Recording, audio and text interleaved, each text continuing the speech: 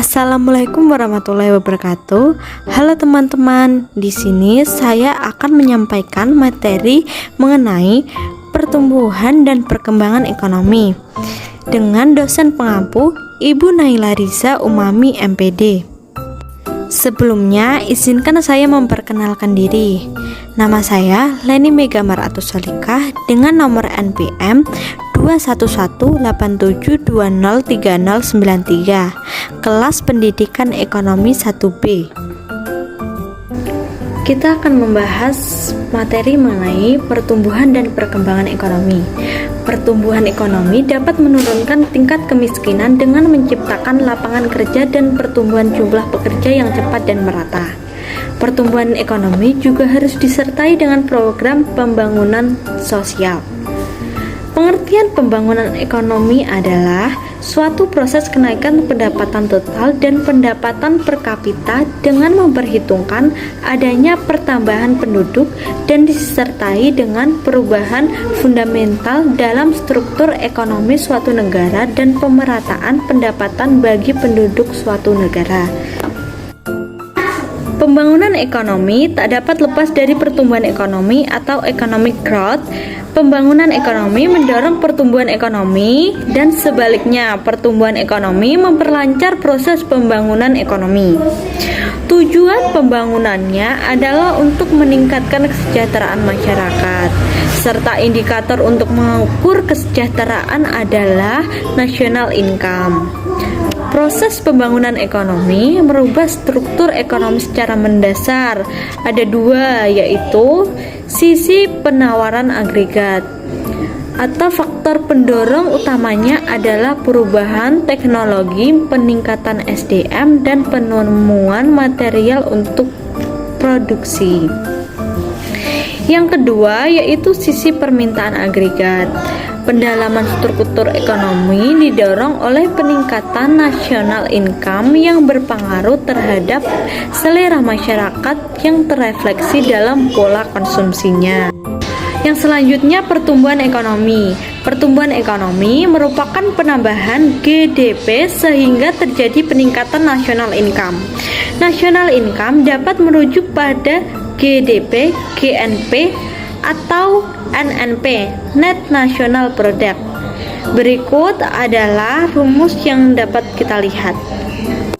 Konsep pendapatan nasional terbagi menjadi 5, yaitu produk domestik bruto atau GDP, yang kedua produk nasional bruto atau GNP, yang ketiga pendapatan nasional neto atau NNI, yang keempat pendapatan perseorangan atau PI, dan yang terakhir atau yang kelima yaitu pendapatan yang siap dibelanjakan atau DI.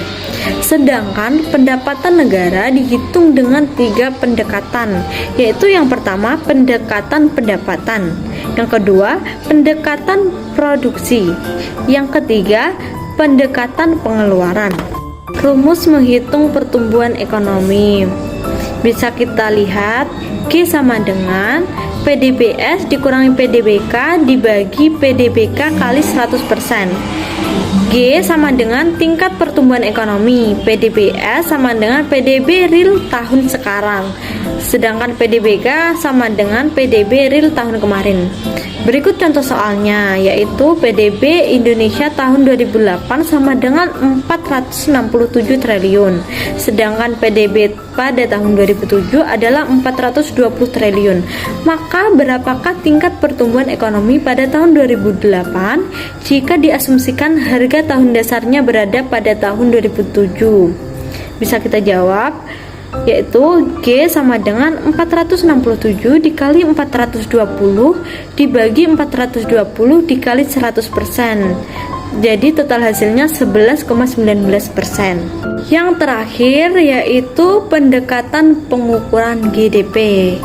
Yang pertama, pendekatan sisi penawaran agregat yang mencakup pendekatan produksi.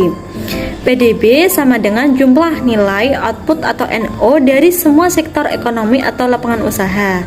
Yang kedua, pendekatan pendapatan.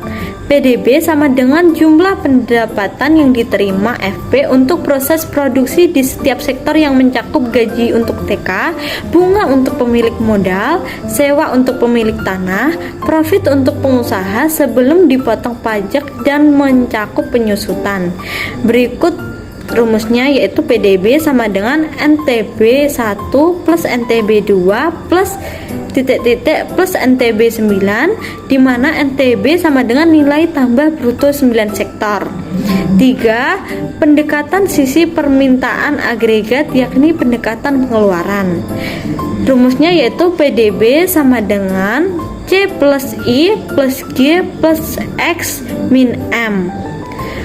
Ada sumber pertumbuhan. Yang pertama permintaan agregat dan yang kedua penawaran agregat. Terima kasih atas perhatiannya. Bila ada kekurangan saya mohon maaf. Wassalamualaikum warahmatullahi wabarakatuh.